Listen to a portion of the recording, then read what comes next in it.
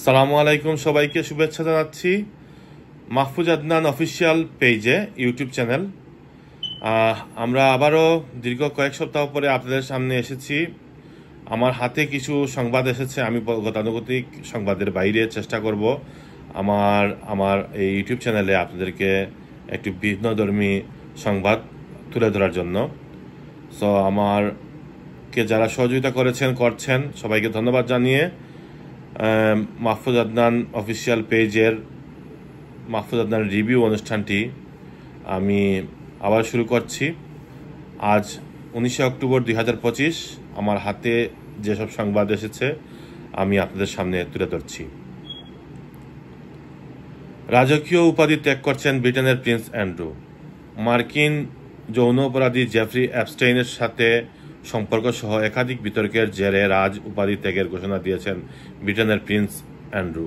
শুক্রবার 17 অক্টোবর দেওয়া এক বিবৃতিতে তিনি জানান, ডিউক অব ইয়র্ক উপাধি তিনি আর ব্যবহার করবেন না। বিবৃতিতে তিনি বলেন, আমাকে ঘিরে চলমান অভিযোগগুলো আমার ভাই কিং চার্লস ও রাজ পরিবারের বৃহত্তর কাজের প্রতি মনোযোগ ব্যাহত করছে।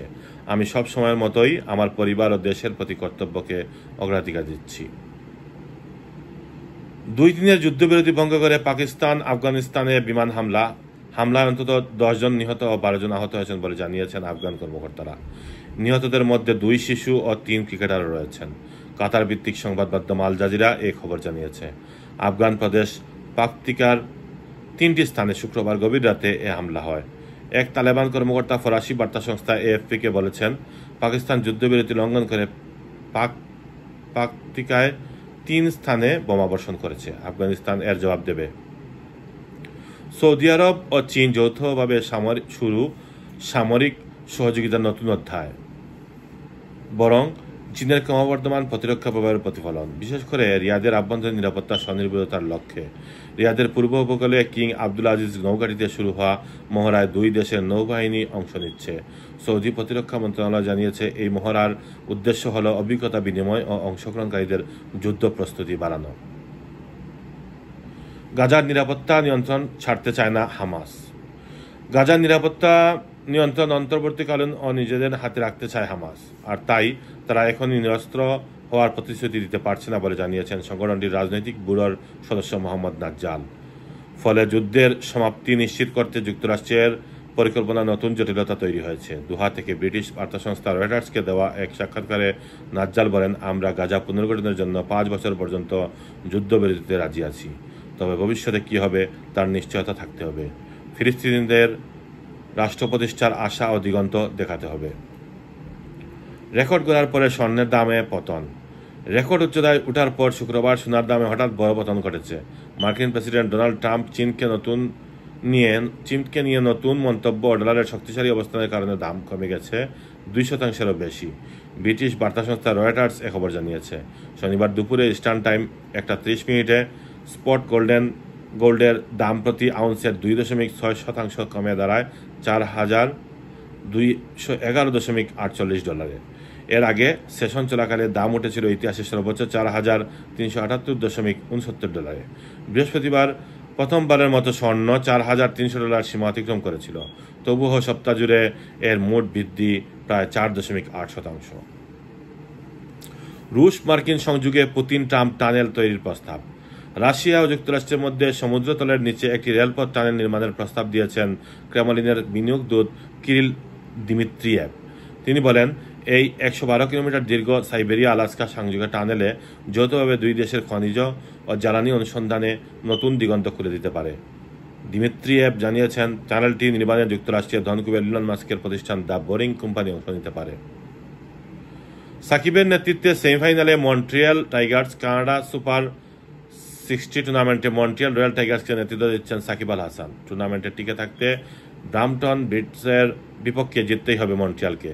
এমন ম্যাচে ব্রাম্পটন ব্রিটসকে 43 রানে হারিয়ে সেমিফাইনালের টিকিট নিশ্চিত করেছে সাকিবের দল। রোববার আগে ব্যাট করতে নির্ধারিত 10 ওভারে 7 উইকেটে 130 রানের সংগ্রহ করে Montreal royal Tigers.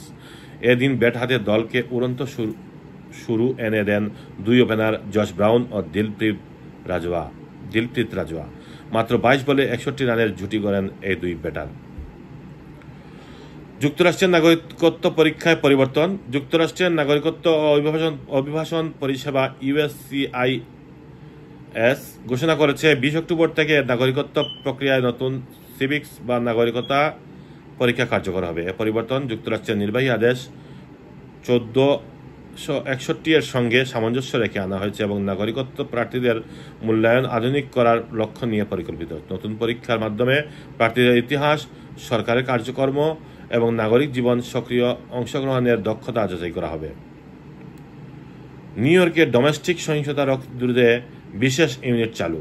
New York city দেশে ক্রমবর্ধমান ডোমেস্টিক ও লিঙ্গভিত্তিক সহিংসতার বিরুদ্ধে জাতীয়ভাবে অগ্রণী পদক্ষেপ নিয়েছে। শহরে চালু হয়েছে NYPDর নতুন ডোমেস্টিক ভায়োলেন্স ইউনিট, যা যুক্তরাষ্ট্রের ইতিহাসে এই ধরনের সবচেয়ে বড় বিশেষায়িত ইউনিট। মেয়র এরিক অ্যাডামস এবং NYPD কমিশনার জেসিকা টিশ 14 অক্টোবর মঙ্গলবার ইউনিটটির উদ্বোধন ঘোষণা করেন। প্রায় 450 জন অভিজ্ঞ তদন্ত কর্মকর্তা নিয়ে গঠিত এই ইউনিট ভুক্তভোগীদের অভিযোগ থেকে শুরু করে মামলা শেষ পর্যন্ত সম্পূর্ণ প্রক্রিয়াটি একটানা পরিচালনা করবে। মিশিগানে কর্মী সংকটে ব্যবসায়ীরা বিপাকে। যুক্তরাষ্ট্রের মিশিগান অঙ্গরাজ্যে দক্ষ কর্মী সংকট চলছে। কর্মী সংকটের কারণে বিপাকে পড়ছেন রাজ্যের ব্যবসায়ীরা। ফ্রান্সে পর্যাপ্ত চাকরি না থাকায় জনপ্রবী ব্যাং নামের একজন নারী 30 বছর আগে যুক্তরাষ্ট্র চলে আসেন। মিশিগানের মেট্রো ডেট্রয়েটে 2টি রেস্তোরাঁ মালিক তিনি। করোনা মহামারীতে বন্ধ ছিল রেস্তোরাঁ, কিন্তু করোনা জারি করা স্বাস্থ্যবিধি শিথিল করার এখন ব্যবসা 3 গুণ বৃদ্ধি পেয়েছে। এই সময়ে এসে কর্মী সংকটে পড়েছেন জেনেভিভ ব্যাং। ব্যবসা চালানোর মতো পর্যাপ্ত দক্ষ কর্মী খুঁজে পাচ্ছেন না তিনি। এজন্য তাকে বাধ্য হয়ে ডেট্রয়েটের রেস্তোরাঁ লাঞ্চ বন্ধ রাখতে হচ্ছে এবং খাবারের মেনু থেকেও কিছু মেনু বাদ দিতে হচ্ছে। জালে আটকা শতবর্ষী মাছ। 1, 2 বা 5, 10 নয়, পাক্কা 100 বছর যদি একটি মাছ জলে ধাপিয়ে বেড়ায় তাহলে অবাক হতেই হয়। এমনই একটি শতবর্ষী স্টারজিয়ন মাছ ধরা পড়েছে যুক্তরাষ্ট্রের ডেট্রয়েট নদীতে। মিশিগানের এই বিশাল আকারের এই মাছটি ছবি সামাজিক মাধ্যমে ছড়িয়ে পড়েছে। যুক্তরাষ্ট্রের মিশিগান অঙ্গরাজ্যের ডেট্রয়েট নদীতে ধরা পড়া বিশাল আকারের এই মাছটির ওজন 90 কেজির বেশি। লম্বায় এটি 6 ফুট 10 ইঞ্চি আর ঘেরে প্রায় 4 ফুটের কাছাকাছি। মানুষের প্রতিক্রিয়া দেখতে বিহারে ভুয়া শেষকৃত্যের আয়োজন। মৃত্যুর পর অন্যরা আমাদের কতটা মনে রাখবে, এ নিয়ে মানুষের একটা সাধারণ চিন্তা কম বেশি হয়তো উদয় হয়। ভারতের মোহনলাল নিজেও এর ব্যতিক্রম ছিলেন না। মৃত সেজে খাটিয়ায় শুয়ে থাকেন। বিহারের গয়া জেলার গুরারু ব্লকের কঞ্চি গ্রামের বাসিন্দা 74 বছর বয়সী মোহনলাল বিমান বাহিনীর একজন সাবেক কর্মকর্তা। নিজের খেয়াল পূরণে ফুল ও কাফনের কাপড়ে মুড়া খাটিয়ায় মৃতের মতো শুয়ে থাকেন। শ্মশানঘাটে পৌঁছে চিতা জ্বালানোর মঞ্চে তুলতেই মোহনলাল হঠাৎ উঠে বসেন। ঘটনাটি সামাজিক মাধ্যমে ব্যাপক ছড়িয়ে পড়েছে। ডিয়ার ভিউয়ার্স, জানি না আমার এই চ্যানেলটি, মাহফুজ আদনান অফিসিয়াল চ্যানেলটি এবং মাহফুজ আদনান অফিসিয়াল চ্যানেলের মাহফুজ আদনান রিভিউ অনুষ্ঠানটি আপনাদের কেমন লেগেছে। তবু আমি চেষ্টা করব আরও নতুন কিছু নিয়ে আসার।